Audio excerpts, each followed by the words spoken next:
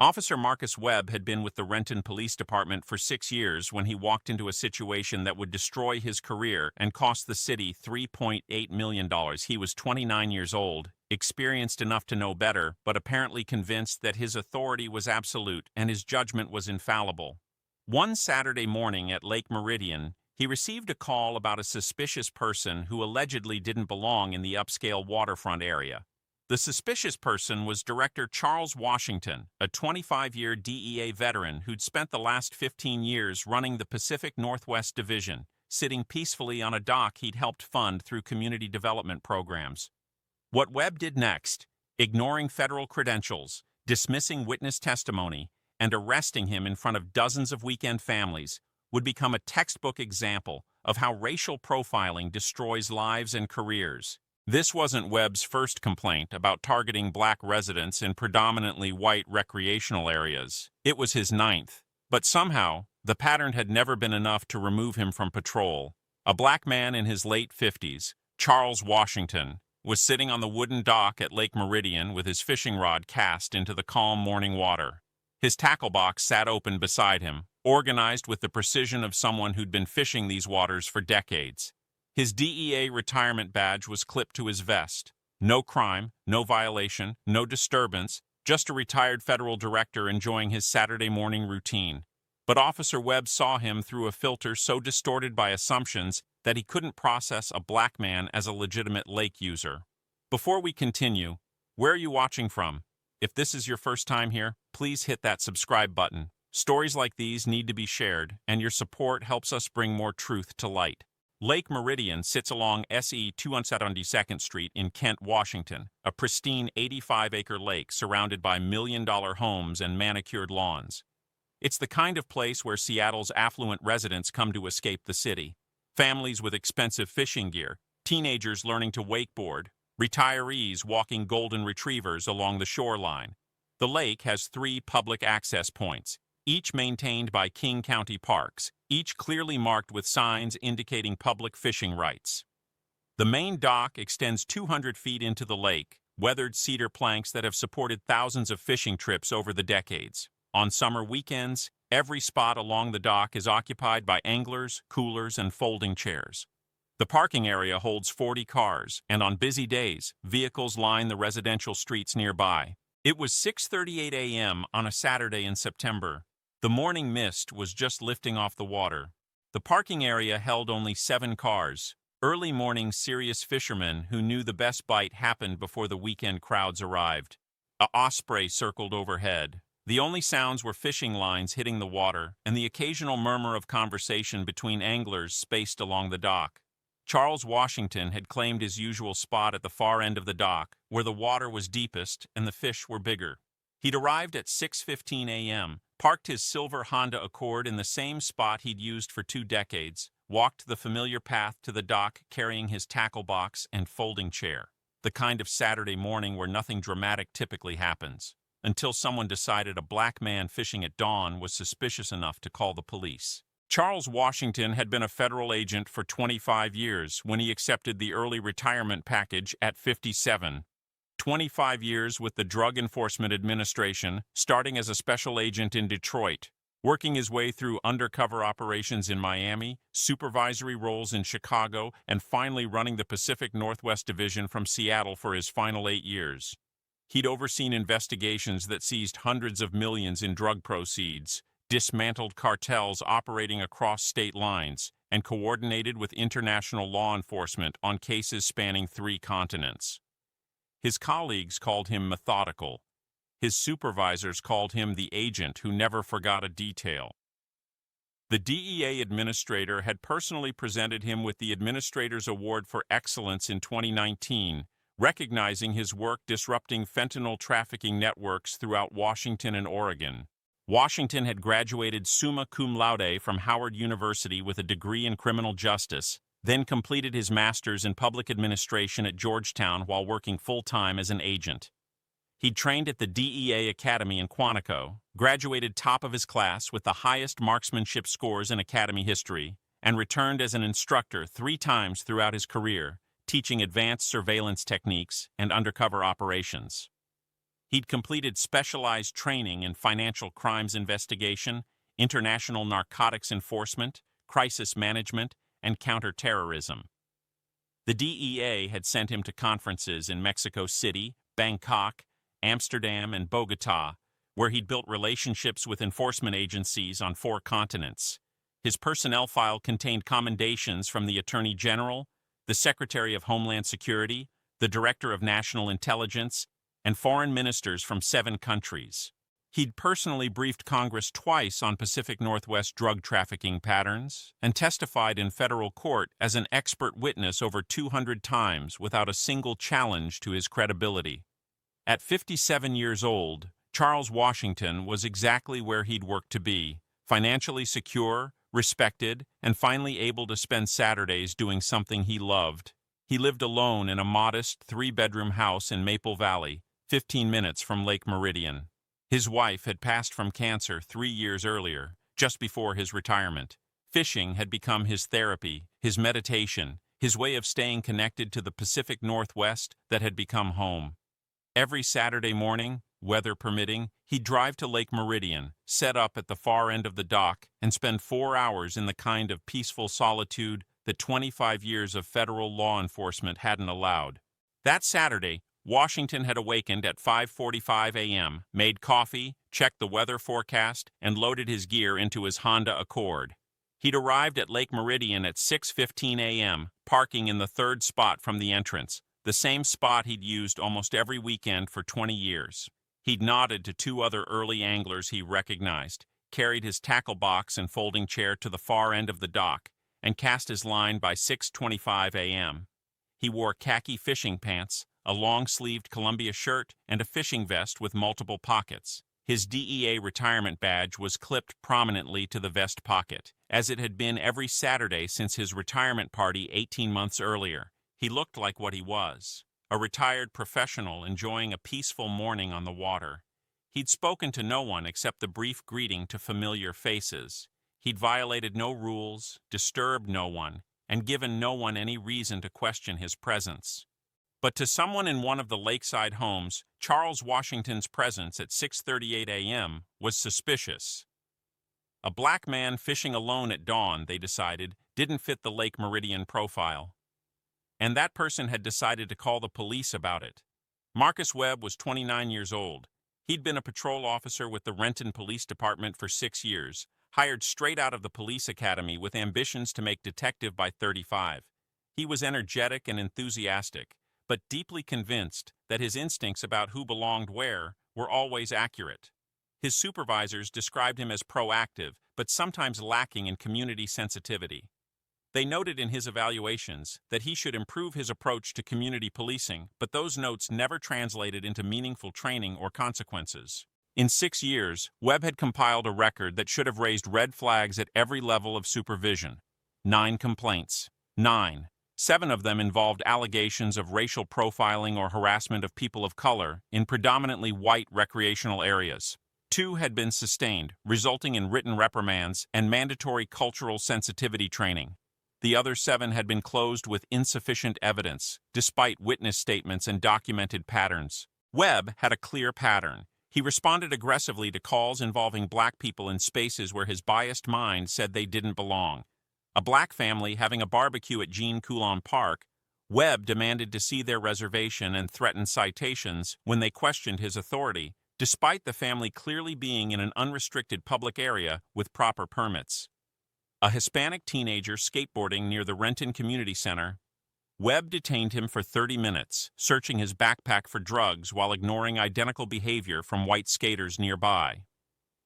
An Asian man photographing the Renton History Museum for a college architecture project, Webb questioned whether he was conducting surveillance and demanded identification, then ran his information for outstanding warrants. A black jogger running through Renton Highlands at 6 a.m., Webb followed him for 12 blocks, then stopped him for suspicious behavior in an affluent neighborhood. A Native American family setting up fishing equipment at Coulon Park. Webb questioned their right to use the boat launch despite their valid state permits. An elderly black man feeding ducks at the Renton Library Pond. Webb cited him for disturbing wildlife while ignoring white families doing the same thing 50 feet away. Every complaint told the same story. Webb saw people of color in public spaces and immediately assumed they were violating something. The pattern was documented. The training was completed. But Webb remained on patrol, responding to calls about suspicious people in a community where suspicious often meant non-white. That Saturday morning at 6:35 a.m., Webb received a call from dispatch. Suspicious person at Lake Meridian. Caller reported a black male, approximately 50s, fishing alone, been there since dawn. Caller was concerned about security in the area and wanted police to check it out. In Webb's mind, the call confirmed his suspicions about that lake. He'd responded to similar calls before, people who didn't fit the affluent demographic fishing in expensive areas. He didn't consider that fishing at dawn was normal. He didn't think about public access rights. He just assumed, black man, expensive area, early morning, probably up to something. Webb arrived at Lake Meridian at 6:42 a.m., parking his patrol car in the lot near the dock entrance. He could see the suspect immediately, black male, sitting at the far end of the dock, fishing rod in the water. In Webb's mind, that confirmed everything. The early morning timing looked suspicious. The isolated location seemed intentional. He walked directly toward the dock, his hand resting casually on his radio. As he got closer, he could see tackle box, folding chair, what looked like professional fishing equipment. But Webb's mind had already filled in the narrative. This person didn't belong here, and it was his job to remove them. Do you think officers should be required to complete bias training after the third complaint involving racial profiling? Drop your answer below. Washington was adjusting his line tension when he became aware of someone walking down the dock behind him. Heavy footsteps, deliberate pace. He turned and saw a police officer approaching, hand on his radio, expression stern. "Sir, you can't fish here." Washington blinked, confused. He'd been fishing this exact spot for 20 years. "What do you mean? This is a public lake." Webb stepped closer, positioning himself between Washington and the shore. "This is private property. You need to move along." Washington gestured toward the King County Parks sign clearly visible from the dock. "Officer, I've been fishing here for 20 years. This is Lake Meridian. It's public access. I have a valid Washington state fishing license." Webb's jaw tightened. The suspect was being argumentative, challenging his authority. "I don't care what you think you have. You're trespassing." Washington reached into his vest pocket and pulled out his fishing license, still in the plastic holder, along with his DEA retirement badge. He held both items up. "Officer, I'm a retired federal agent. DEA, 25 years of service. Here's my fishing license, issued 3 months ago, and here's my federal retirement identification." Webb glanced at the items briefly. His expression didn't change. In his mind, anyone could buy a fake badge online. The fishing license meant nothing if this was private property, which he was certain it was. Anyone can print fake credentials, and even if those are real, you're still trespassing. Washington's voice remained calm, but the edge was unmistakable.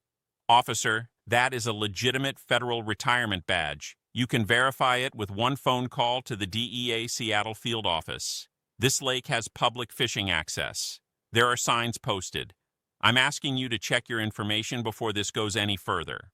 Webb's radio crackled. He ignored it. "I don't need to verify anything. You need to leave now. This is where bias becomes impenetrable." Officer Webb had responded to a call about a black man fishing at dawn. When he arrived, he saw a black man fishing at dawn. In his mind, that confirmed the complaint.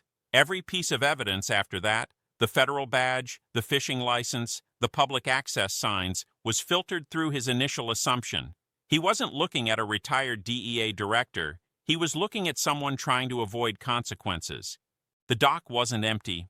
2 other anglers had arrived while Webb and Washington were talking. Both were white men in their 60s, regulars who recognized Washington from dozens of weekend mornings. A voice called out from the middle of the dock, "Hey, officer, what's the problem?" Webb turned briefly. "Police business. Stay where you are." The second angler, Tom Morrison, a retired Boeing engineer who'd been fishing Lake Meridian for 30 years, walked closer. "Officer, that's Charles. He's been fishing here every weekend for 20 years. This is public access. Webb's voice rose. "Sir, step back. This doesn't involve you." Morrison pulled out his phone and started recording. "This is wrong. He's done nothing but fish. Charles, this is ridiculous." By now, a family walking their golden retriever had stopped to watch from the shoreline. A jogger paused, pulling out her phone. An elderly woman walking with her granddaughter pointed toward the dock and started recording. The Saturday morning lake community was awakening to something they'd never seen, one of their most respected regulars being harassed by police. A third voice called out from the parking area. "That's Director Washington. He helped get the dock repaired 2 years ago." Another angler who'd just arrived shouted from his car, "Charles has been fishing here since before I started coming. This is insane." Washington remained seated on his folding chair, hands visible, voice calm, but carrying the unmistakable authority of 25 years of federal law enforcement. "Officer Webb, I'm complying with your requests, but I want these witnesses to document this. I am a retired DEA director. I am fishing legally on public property with a valid license. You are asking me to leave without cause." Webb stepped closer, hand moving to his handcuffs. "Stand up. Put your hands behind your back." Washington knew he had a choice. He could assert his federal training and risk this escalating to violence, or he could comply and let this catastrophic mistake play out with witnesses recording everything. "I'm complying under protest. I am Charles Washington, retired DEA director. This officer is arresting me for fishing legally on public property. Everyone here is witnessing this." Morrison's phone was recording. The other angler had his phone out too. A family walking their dog along the shoreline stopped to watch. Washington stood slowly, gathering his fishing rod and setting it carefully in the rod holder. "There's no need for handcuffs, officer. I'm complying completely." Webb ignored him, spinning Washington around and yanking his arms behind his back. The handcuffs went on tight, deliberately tight. "You're under arrest for trespassing and interfering with a police investigation." "I didn't interfere. Everyone here saw that I complied, and I'm not trespassing on public property," Morrison called out from 10 feet away. "This is completely wrong. He's been fishing here longer than I have." Should officers be required to verify public access rights before making trespassing arrests in recreational areas? Let me know what you think. Sergeant Patricia Reyes arrived within 8 minutes. She was a 19-year veteran who'd supervised dozens of officers and seen plenty of mistakes, but rarely one this visible with this many witnesses recording. She approached the dock and immediately assessed the situation.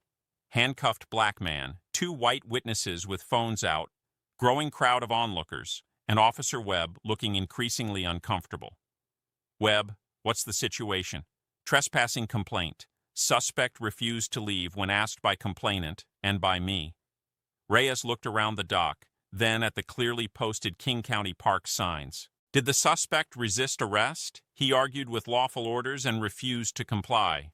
Washington spoke up, his voice carrying the authority of 25 years of federal law enforcement. "Sergeant, I am Charles Washington, retired DEA director. I was fishing legally with a valid license on public property. Officer Webb arrested me after I showed him my federal retirement credentials, which he dismissed as fake. I complied completely. There was no resistance. This entire incident is being recorded by multiple witnesses."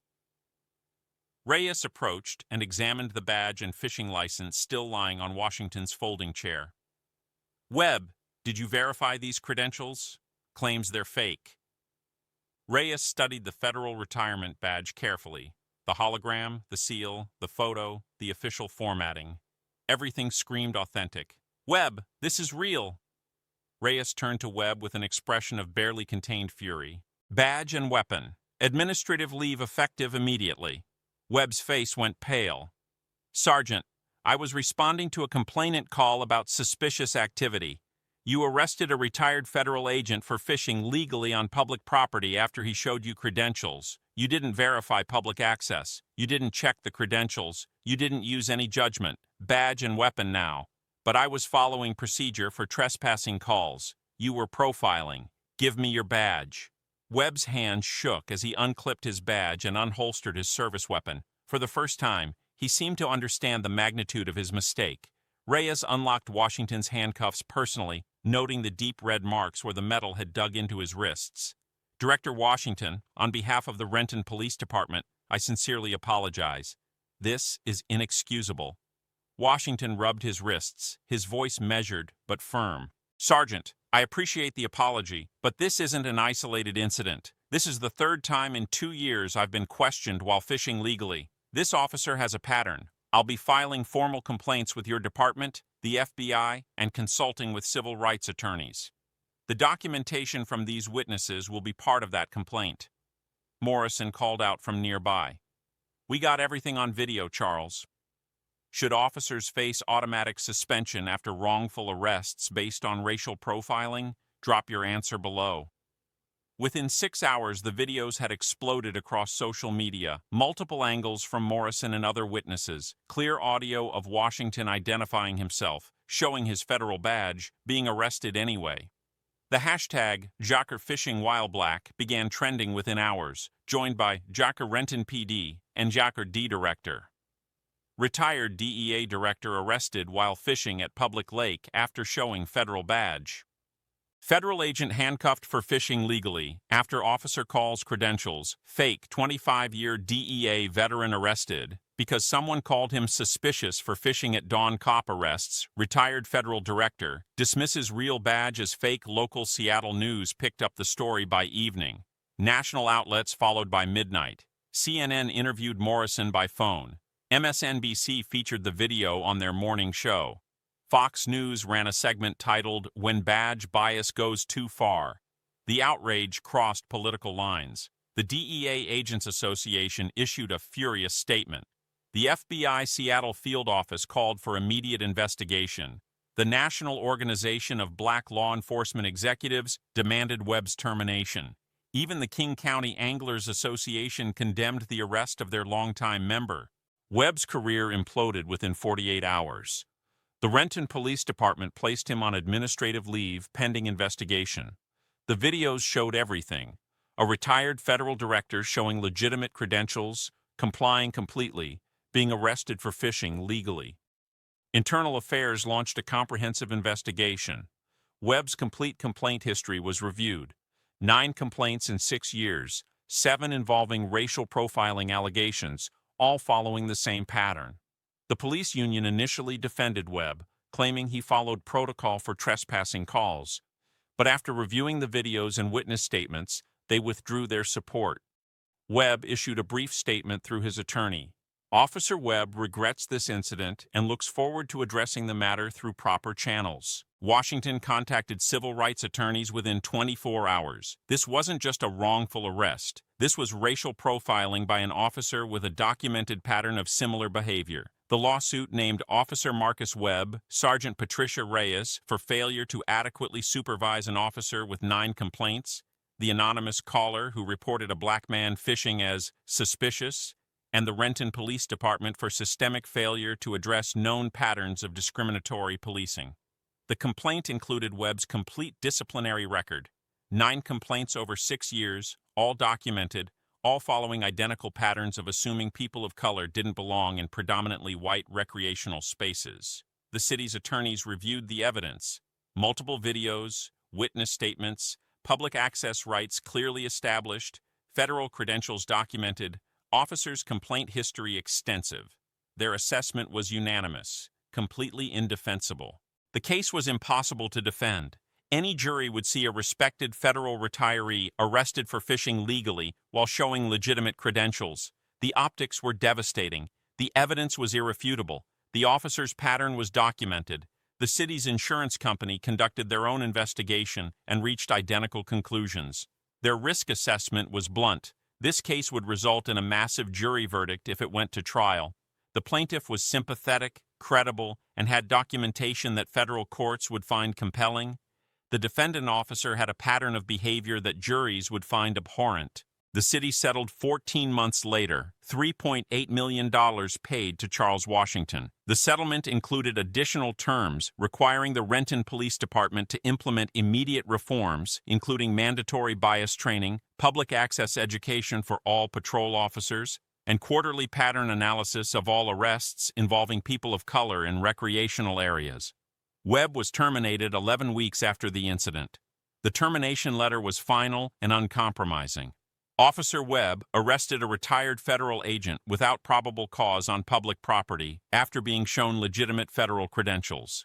Despite 9 prior complaints involving allegations of racial profiling, Officer Webb continued to demonstrate discriminatory law enforcement practices. His pattern of assuming people of color don't belong in predominantly white recreational areas represents a fundamental failure to serve and protect all community members equally. His employment is terminated immediately. Webb's name was entered into the Washington State Criminal Justice Training Commission's decertification database. His law enforcement career ended permanently at age 29. He could never work as a police officer in Washington State again.